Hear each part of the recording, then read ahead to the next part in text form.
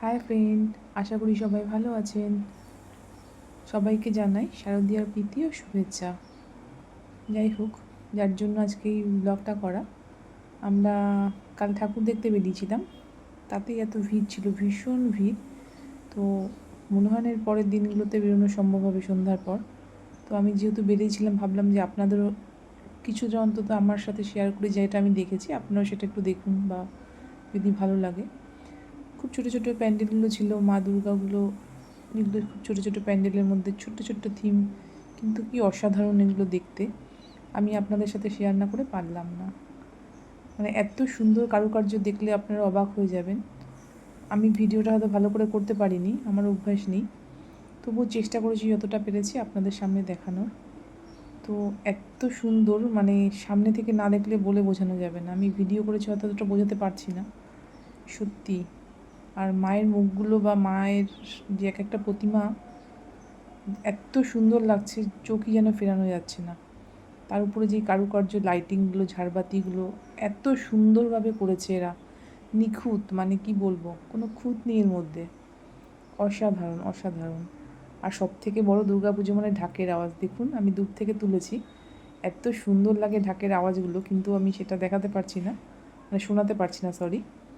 কিন্তু মনটা যেন পুরো ছুঁয়ে যায়। পুজোর প্যান্ডেল মানে সাজগোজ, খাওয়া দাওয়া, সেগুলো তো আছেই, একটু ছবি তোলা, সবার সাথে আড্ডা মারা, ফুচকা খাওয়া।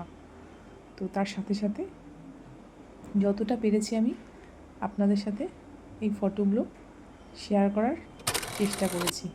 যদি ভালো লাগে তো অবশ্যই আপনারা আমাকে লাইক করবেন, কমেন্ট করবেন। সবথেকে বড় যে এটা, যেখানটা গেছিলাম আমরা, মাটির কারুকার্য দেখুন, মানে এখানটা গেলে আপনার মনটা মনে হবে, যতই কারো খারাপ যদি মনে থাকে, তার মনটা পুরো ফ্রেশ হয়ে যাবে। এই থিমটা দেখার পরে আমার মনে হয় না যে কারো কোনো কিছু এত উন্নত মানের, যে মাটির এখান থেকে জল পড়ছে, তার মধ্যে প্রদীপ জ্বলছে, এরকম একটা ব্যাপার। তারপর মা দুর্গাটা এত পোড়া মাটির তৈরি করা, এত সুন্দর, মানে চোখ ফেরাতে পারছি না আমি। হয়তো খুব ছোট্ট, প্যান্ডেলটা অতটা বড় না, কিন্তু তার মধ্যে ছোটোর মধ্যে এত সুন্দর, এত অসাধারণ করেছে। দেখুন আপনি, লাইটিংগুলো এত সুন্দর লাগছে, প্রত্যেকটা মাটির, এগুলো পোড়া মাটি দিয়ে তৈরি করা প্যান্ডেলগুলো, অসাধারণভাবে এটা করেছে। মানে আমার এত ভালো লাগছে, কি বলবো আপনাদেরকে, সত্যি অসাধারণ অসাধারণ প্রত্যেকটা জিনিস। যদি আপনারা না গিয়ে থাকেন, অবশ্যই এই জায়গাগুলো একবার করে ভিজিট করবেন, আর দেখবেন আপনাদেরও মনটা ভালো হবে। তার মাঝখানে আবার একটু ছবি তুলে ফেলেছি, মানে আমি আর পারছিলাম না নিজেকে রাখতে, আমার ছবি তুলতে ভীষণ ভালো লাগে। মায়ের মুখটা দেখুন। আর এই প্যান্ডেলটার যেটা বলছি, দেখুন মা একা বসে আছে, এটা হচ্ছে শোলার কাজ, নিখুঁতভাবে কাজগুলো করা। মানে এক একটা প্যান্ডেল, আপনাকে কী বলবো, এক ছোটো ছোটো প্যান্ডেল, কিন্তু এত ছোটো ছোটো সূক্ষ্ম কাজ বলে বোঝানো যাবে না। শোলার কাজ দিয়ে প্যান্ডেলটা করা হয়েছে ছোট্টভাবে। প্রত্যেকটা জিনিস অসাধারণ, প্রত্যেকটা প্যান্ডেল, মায়ের মুখ, মা তো এমনি সুন্দর হয়, তারপরেও বলার কিছু নেই। দেখুন মা একা বসে আছে, অন্যরকম একটা থিম এটা।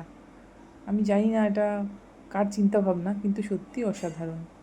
এই এই যে প্যান্ডেলটা দেখতে পাচ্ছেন, টেলিফোন, মানে যত পুরনো টেলিফোন আছে সেটা দিয়ে এটা করা। মানে এটাও একটা যে হতে পারে, এটা আমাদের ভাবার বাইরে। এটার ভেতরে ঢোকার পর আমার সত্যিই ভালো লাগলো, আমি এটাও আপনাদের সাথে শেয়ার করলাম। অসাধারণ, মানে ছোটো ছোটো জিনিস দিয়ে যেগুলো প্যান্ডেল করা যায়, বা এগুলোকে সাজানো যায়, বা চিন্তা করা যায়, ধারণার বাইরে থাকে আমার। যাই হোক, যতটা আমি ঘুরেছি, যতটা আমি দেখেছি মায়ের প্যান্ডেল বা মায়ের মূর্তি, আমি চেষ্টা করেছি আপনাদের সাথে শেয়ার করার। আপনাদের কেমন লাগে প্লিজ আমাকে কমেন্টে জানাবেন। এটাও দেখুন, একটা ট্রেন, একটা অসাধারণ ছোট্ট একটা ট্রেনের মধ্যে মায়ের দুর্গাকে বসিয়ে রেখেছে। মা দুর্গার মূর্তি মানে অসাধারণ অসাধারণ, এক একটা এক এক রকম, বলে বোঝানো যাবে না। যাই হোক, প্রত্যেকটা জিনিস আমার খুব ভালো লেগেছে, তাই শেয়ার করলাম। প্লিজ আপনারা ভালো থাকবেন, সুস্থ